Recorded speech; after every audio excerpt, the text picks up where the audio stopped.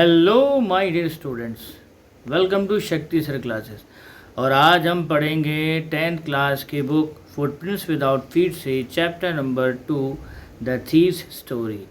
ये कहानी है एक ऐसे यंग लड़के की जो दोस्ती करता है अनिल से, मकसद उसको लूटना। लेकिन अनिल उस पर इतना ज़्यादा भरोसा करता है कि वो भरोसा करने के साथ में उसे नौकरी भी दे देता है। तो क्या अनिल को उस लड़के ने लूटा? तो कहानी की शुरुआत होती है कि हरी सिंह कह रहा है, लड़के का नाम था हरी सिंह। हरी सिंह कह रहा है कि वो जब 15 साल का था उस समय वो चोर ही था, और पहली बार जब वो अनिल से मिला था तो उस समय तक चोरी करने में उसका हाथ बड़ा साफ हो चुका था। तो जिस दिन वो अनिल से मिला उस दिन अनिल जो है रेसलिंग का मैच देख रहा था, और जब वो उसके पास में अप्रोच करता है हरी सिंह तो देखता है 25 इयर्स का एक दुबला पतला सा आदमी है। और उसको देख करके हरी सिंह को ऐसा लगा कि जो है इसे जो है भरोसे में उतारना या इसको तो लूटना बड़ा आसान, इसका भरोसा जीतना बड़ा आसान है। तो उसके पास जाकर के सीधा वो जो है उस आदमी का विश्वास जीतने की कोशिश करता है। तो थोड़ी बहुत जो चापलूसी है वो हमेशा ही फ़ायदेमंद रहा करती थी। तो सीधा जाकर के वो जो है बोलता है अनिल को कि सर, आप पहलवान की तरह दिखाई देते हैं। तो तुरंत ही जो है अनिल ने रिप्लाई किया हरी सिंह को कि तुम भी किसी पहलवान से कम नहीं लगते। तो इतना सुनते ही हमारा जो लड़का है जिसका नाम हरी सिंह है, एक्चुअली ये हर मंथ अपना नाम बदल लेता था, इसका रियल नाम कुछ और है, बट टेक्स्ट में इसका नाम हरी सिंह दिया हुआ है। तो इतना सुनते ही वो नौजवान लड़का जिसका नाम हरी सिंह है वो तुरंत ही बैकफुट पे आ गया जब अनिल ने ये कहा कि आप भी किसी रेसलर से कम नहीं लगते। हालांकि सीन ये था कि उस समय वो लड़का हरी सिंह बहुत दुबला पतला सा था, लेकिन फिर भी मॉडेस्टली उसने कहा हाँ, थोड़ी बहुत कुश्ती मैं भी कर लेता हूँ। तो अनिल ने पूछा तुम्हारा नाम क्या है? तो लड़के ने बड़ी चतुराई से बहुत ही कनिंग वे में जवाब दिया कि उसका नाम हरी सिंह है। एक्चुअली ये उसका नाम था ही नहीं, उसने झूठ बोला था। हर महीने वो एक नया नाम रख लेता था। जब कभी भी कहीं चोरी करनी होती थी तो एक नया नाम रख लेता था, और उसकी यही चालाकी उसे पुलिस और उसके फॉर्मर एम्प्लॉयर से एक कदम आगे रखती थी। तो इस फॉर्मल इंट्रोडक्शन के बाद में उन्होंने बात करी वेल ऑयल रेसलर्स के बारे में। वो रेसलर्स जो एक दूसरे के ऊपर ग्रंट कर रहे थे, एक दूसरे को लिफ्ट करके उठा उठा करके पटक रहे थे। तो ज़्यादा कुछ कहने के लिए हरी सिंह के पास में था नहीं।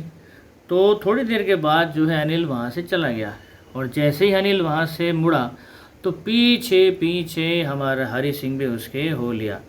तो दोबारा हमारे हरी सिंह ने उसको कहा हेलो। तो हेलो बोलने के बाद में उस नौजवान लड़की हरी सिंह ने अपनी मोस्ट अपीलिंग स्माइल बिखेरी।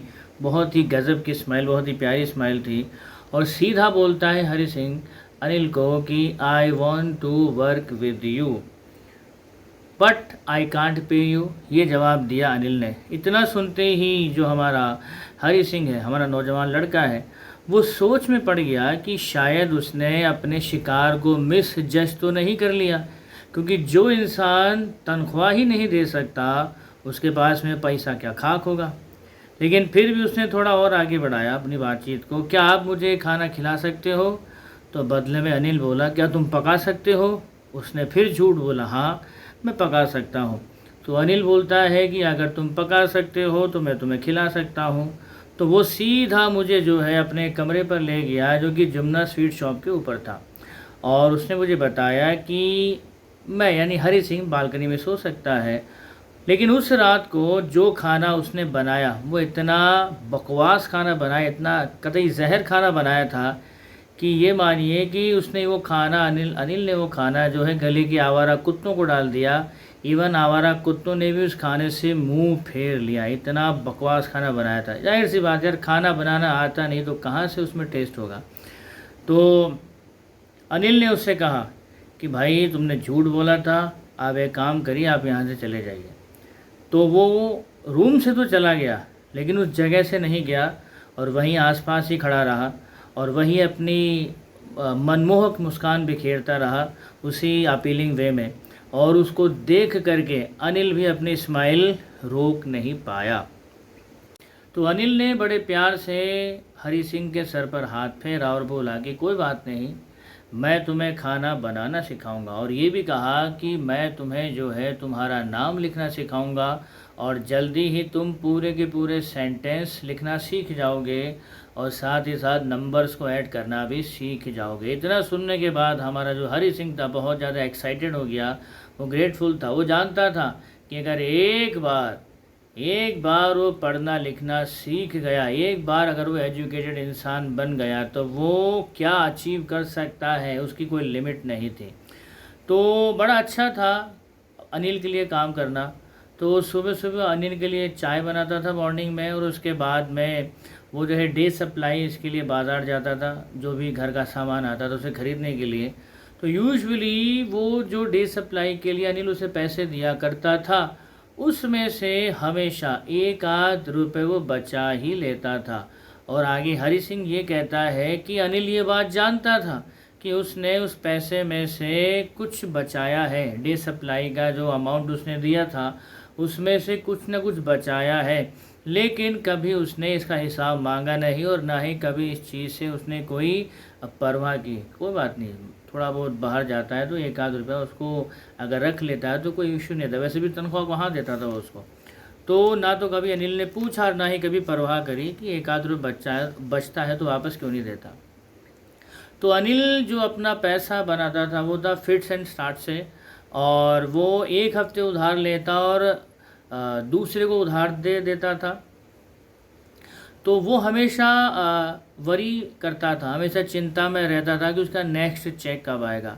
लेकिन जैसे ही उसका वो पैसे का चेक आता तो तुरंत ही वो अपने दोस्तों के साथ उस पैसे को लेकर के सेलिब्रेट करने निकल पड़ता था। तो ऐसा लगता था कि शायद अनिल के बारे में हरी सिंह को ऐसा लगता था कि शायद वो किसी मैगज़ीन के लिए भी लिखा करता है। तो वो सोचता था यार कमाल का आदमी है, कितना अजीब तरीका है इसका पैसा कमाने का, क्या क्या करता है। तो एक शाम को जो है अनिल एक छोटे से नोटों के बंडल के साथ में आया, और उसने आते ही कहा कि दरअसल उसकी किताब को पब्लिशर ने बेच दिया है और उससे काफ़ी अच्छा खासा उसको प्रॉफिट हुआ है। तो उसने जो है उस रात जो पैसे का बंडल वो लाया था वो हरी सिंह के सामने ही गद्दे के नीचे टक करके रख दिया। अब अनिल के घर पर जो हरी सिंह लगभग 1 महीने से काम कर रहा था, और डे सप्लाईज का जो पैसा है उसमें से चीटिंग करने के अलावा उसने अभी तक कोई लंबा हाथ मारा नहीं था। लेकिन आज मौका भी था, दस्तूर भी था, फुर्सत भी थी, और लूटने के लिए पैसा भी था। तो अनिल ने क्या किया था कि अपने घर की एक चाबी उसको दे रखी थी ताकि वो अपनी मर्ज़ी से कभी भी घर में आ और जा सके।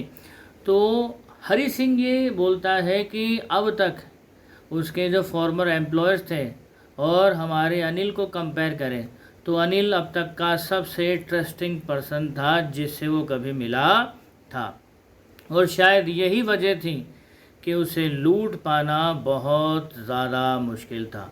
तो बड़ा आसान होता है किसी ग्रीडी आदमी को लूटना, क्योंकि वो लुटवाया जाना अफोर्ड कर सकता है, लेकिन बड़ा मुश्किल होता है वह साहब एक लापरवाह आदमी को लूटना, क्योंकि कभी कभी तो उसे पता ही नहीं चलता कि वो लुट गया है। और ये जो रवैया है वो अक्सर चोरी करने वाले चोरों के काम का मज़ा फीका कर देता है। तो समय था अब कुछ असल काम करने का। तो अनिल अपने आप से कहता है कि हालांकि वो आउट ऑफ प्रैक्टिस है, लेकिन अगर हरी सिंह ने वो पैसा नहीं चुराया तो सारा का सारा पैसा अनिल जो है अपने दोस्तों के ऊपर उड़ा करके बर्बाद कर देगा और उसे एक फूटी कौड़ी भी नहीं देगा। तो अनिल सो रहा था, तो उसने प्लान बनाया कि चलो आज रात को ही सारा पैसा लूट के यहाँ से निकल चलते, because this was the reason he had come to Anil's house to rob him. तो अनिल सो रहा था और मून लाइट की एक बीम सीधा उसके बालकनी से होते हुए उसके बेड पर आ रही थी। तो हरी सिंह जो है फ्लोर के ऊपर बैठा हुआ था, सारी की सारी सिचुएशन को ऑब्ज़र्व कर रहा था, कंसिडर कर रहा था कि कैसे क्या करना है। तो वो सोचता है कि मैं पैसा चुरा करके सीधा 10:30 बजे की जो लखनऊ एक्सप्रेस है वहाँ से भाग जाऊँगा, यहाँ से शहर से भाग जाऊँगा मैं। तो वो धीरे धीरे रेंगता हुआ जो है अपने कंबल से स्लिप होकर के बाहर आया और रेंगता हुआ सीधा जो है बेड के पास में पहुंचा। अनिल अभी भी बड़ी शांति और पीसफुल्ली सो रहा था और उसका जो चेहरा था बिल्कुल क्लियर था, अनलाइंड था। अनिल का चेहरा तो बिल्कुल क्लियर और अनलाइंड था, लेकिन हमारे हरि सिंह के चेहरे पर रेखाएं थी, लेकिन रेखाएं कहती मोस्टली स्कार से थे। चोर थे तो जाहिर सी बात है चोरी के अपने करियर में कई बार किसी के हत्थे चढ़ा होगा तो शायद पिटाई हो गई होगी, तो उस पिटाई की वजह से जो है इसके चेहरे पर स्कार्स बने हुए थे, ज़्यादा नहीं कुछ एक स्कार से थे। तो अनिल का चेहरा तो अनलाइंड था, लेकिन हमारे हरि सिंह के चेहरे पर लाइनें थी, स्कार्स थे। तो वो जो है क्या करता है, अपना हाथ चुपके से गद्दे के नीचे डालता है और ढूंढता है कि नोट कहाँ पर रखे हुए हैं। तो जब उसे नोट मिल गए तो उसने बड़े धीरे से बिना आवाज़ किए अपना हाथ गद्दे से बाहर निकाला, और जब उसने अपना हाथ गद्दे से बाहर निकाला तो अनिल ने सोते सोते ही उसकी तरफ मुंह कर लिया और एक ठंडी आह भरी। ये जो लाइन है वाइटल इम्पोर्टेंस की है, Anil side in his sleep. आप अच्छी तरह इस बात को समझ लीजिए कि जब कोई इंसान सो रहा होता है तो यूजुअली वो आह नहीं भरता, ठंडी और लंबी आह नहीं भरता। तो अनिल ने अपना चेहरा सीधा कर लिया था हरि सिंह की तरफ। तो क्या वो सच में सो रहा था? As I had told you that कोई भी इंसान नींद में आह नहीं भरता है, एक ठंडी आह और लंबी आह नहीं भरता है, लेकिन अनिल ने भरी। इसका मतलब जब हरि सिंह गद्दे के नीचे हाथ डाल करके नोटों को टटोल करके बाहर निकाल रहा था तो इसकी बहुत संभावना है कि उसकी आँख खुल गई थी, लेकिन वो सोने का नाटक कर रहा था, लेकिन वो उठा नहीं। He just wanted to see what will he do, क्योंकि कहानी के लास्ट में ये चीज़ रिवील हो जाएगी कि उस समय हरि सिंह जब चोरी कर रहा था तो अनिल सो नहीं रहा था, सोने का नाटक कर रहा था। लेकिन ऐसा कर क्यों रहा था, आइए जानते हैं। तो अनिल ने अपना चेहरा जो है उसकी तरफ कर लिया, टर्न हो गया और एक लंबी सी आह भरी। इतना महसूस करते ही हमारा जो हरि सिंह था उसकी तो सांस ही अटक गई। वो एक पल के लिए तो स्टार्टल्ड हो गया, लेकिन जब अनिल की तरफ से कोई रिएक्शन नहीं आया तो धीरे धीरे वो रेंगता हुआ कमरे से आया और सीधा रोड पर आ गया। उसके बाद उसने बेतहाशा दौड़ना शुरू किया और उसने अपने जो नोट थे वो अपने वेस्ट से पजामा की जो डोरी था उसके अंदर उसने छुपा लिए। तो जब वो काफ़ी दूर निकल आया अनिल के घर से तो थोड़ा धीरे चलता है और नोट गिनता है। तो कुल मिलाकर के 600 रुपये थे, 50-50 के 600 रुपये थे। और उस समय ये इतनी बड़ी रकम हुआ करती थी। हमारा हरि सिंह सोचता है कि इतने पैसों में तो वो 1 या 2 हफ्तों के लिए अरब के जो अरब होता है, जो शेख होते हैं, अरब की तरह बहुत ही शाही ज़िंदगी बिता लेगा 1 या 2 हफ्ते के लिए। तो इतना बड़ा अमाउंट हुआ करता था उस समय पर। तो जब वो स्टेशन पहुंचा तो टिकट ऑफिस पर रुका ही नहीं, क्योंकि उसने ज़िंदगी में कभी टिकट खरीदा ही नहीं था। वो सीधा पहुंच जाता है प्लेटफॉर्म। तो लखनऊ एक्सप्रेस अभी निकल ही रही थी और ट्रेन ने स्पीड नहीं पकड़ी थी। तो बहुत अच्छा मौका था हरि सिंह के पास में ट्रेन में चढ़ करके वहाँ से निकल जाने का। वो किसी भी ट्रेन के डब्बे में चढ़ सकता था, लेकिन जब वो कोशिश कर रहा था तो न जाने वो क्यों हिचकिचाया। कौन सी ऐसी ताकत थी, कौन सी ऐसी फोर्स थी जिसने उसके कदमों में जंजीर बांध दी। वो समझ नहीं सका कि उसके साथ में क्या हो रहा है। और ट्रेन ने स्पीड पकड़ी और चली गई और हरि सिंह ने वहाँ से भाग जाने का मौका, जो एक ही मौका था, वो भी गंवा दिया। तो वो ट्रेन चली गई थी और वो उस वीरान सुनसान स्टेशन प्लेटफॉर्म पर अकेला खड़ा हुआ था। उसे कोई आइडिया नहीं था कि वो अपनी रात कहाँ स्पेंड करे, और उसका कोई दोस्त भी नहीं था। दोस्तों के ऊपर विश्वास करने का मतलब था कि और मुसीबत को न्योता देना, क्योंकि चोरों के दोस्त भी चोर ही होते हैं, और जब किसी चोर को ये पता हो कि चोरी करके आया है तो समस्या और बढ़ जाती है। तो दोस्तों पर विश्वास वो कर नहीं सकता था, दोस्त तो मुसीबत पैदा कर सकते थे, और वो किसी को इस चीज़ के प्रति क्यूरियस नहीं करना चाहता था। किसी पास के होटल में रुक करके क्यूरियस कैसे, कि नाइट ड्रेस में आया है और नाइट ड्रेस में होटल में रुक रहा है, तो कोई भी इंसान 2 1 2 2 2 4 कर लेगा कि ये दरअसल इस कंडीशन में यहाँ क्यों रुकने आया है। तो पार्ट 1 में हम इतना ही करते हैं। पार्ट 2 में हम इसका कंक्लूजन और इसकी वैल्यू और थीम निकालेंगे।